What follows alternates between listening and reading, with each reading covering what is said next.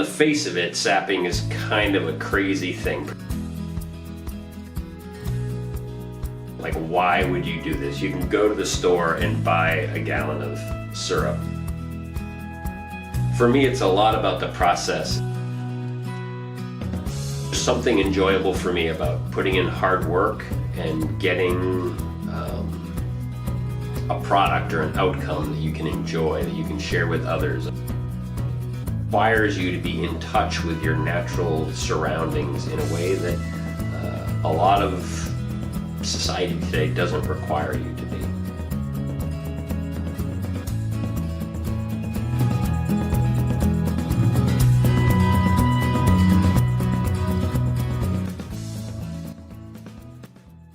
Every year in the Northeast, as winter begins to shift to spring, a change starts to happen.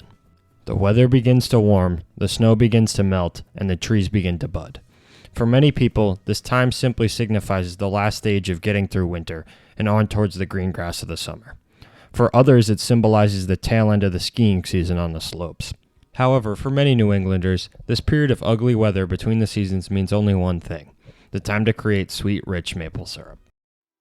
It's not the best time of year to be hanging out in your yard in and out and collecting sap and doing all that, but I think that just makes it all the better because you're putting in a little bit of a sacrifice to make syrup. Most years we're tapping the trees and getting out there and collecting sap in a lot of snow. Like, it could be 2 and 3 feet of snow we're traipsing through, and it tends to be wet snow because frequently things have started to melt some. When winter starts to ebb into spring a little bit and we start to get the sense that there's going to be some warmer days coming up, we'll go out and we'll drill and tap the trees, which means we go out and we drill holes in the trees.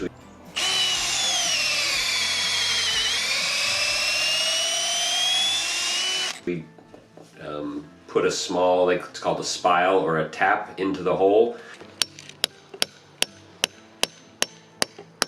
And that basically allows you to hang a bucket on that, and the sap runs out of the tree and into the bucket, and then we'll collect all the sap.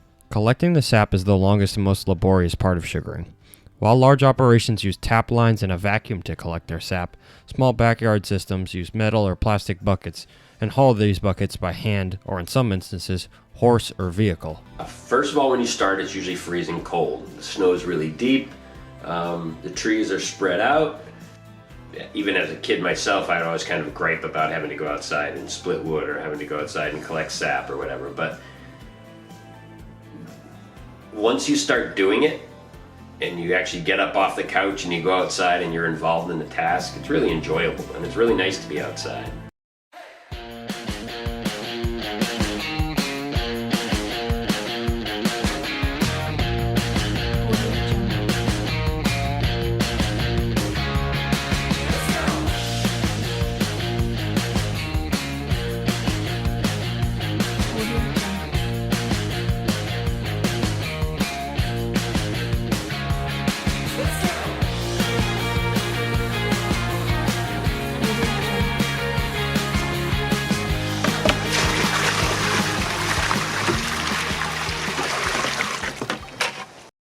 Finally, once all the sap is collected and stored in large barrels in a snowbank, the transformation from sap to syrup can begin. We boil off the sap, so that just means you're heating the sap up so the water in the sap evaporates and the sugar content increases to the point where you have syrup.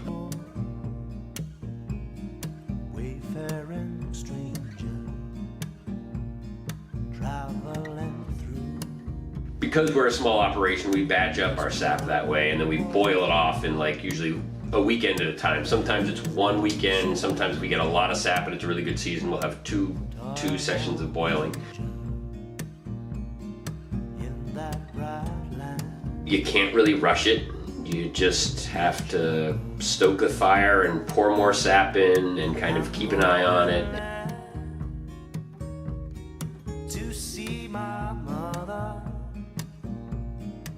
You just get to breathe in that warm, sweet smell of the steam coming off the evaporator. Once all the sap has been boiled, the final stage before you can enjoy the syrup begins. So you put the hot syrup after it's filtered, which is a big pain in the neck. You filter it and then put it into bottles and cap it, and it's stored until you decide to break it out and put it on pancakes or ice cream or waffles or whatever. After a season of hard work, the syrup is finally ready to be poured onto pancakes and tasted by everyone. I think it's really cool to have your own syrup because it's something that you make from your own land. It's just ours, so it makes it taste better. We're proud of it. However, this sweet gift is not just held on to. Despite the tiresome labor that went into creating it, many still give it away as gift to friends or family members. It makes for a wonderful, really thoughtful Christmas present for family and a few close friends. Most of the people that we give it to understand how much time and effort we put into it, and that it's a real labor of love. And so when we give syrup to someone, it's a real indication of like, you're important to us. Like, here's something we've worked really hard to produce. When you can create something with your own time and effort and then give it to someone, it's more meaningful than being able to go to the store and buy something for them. I would absolutely recommend this to people who want to try it, but go in with your eyes open. When you hear about it, or maybe just read about it at the first blush, you're like, oh, you just get this stuff out of the tree and then you boil it and you have syrup. And the process is not that straightforward and not that simple. It is behind the process, between the hours carrying sap and stoking the fire, underneath the label and with that first bite of waffle, that the meaning of this sugary brown liquid can be found. It is only when you can see the whole process, from bucket to bottle, that the significance of syrup can be understood. I know one thing for sure, and that is that we will always be a family that uses real maple syrup, and I can't imagine us going any other way than the real deal. To see my brother, he said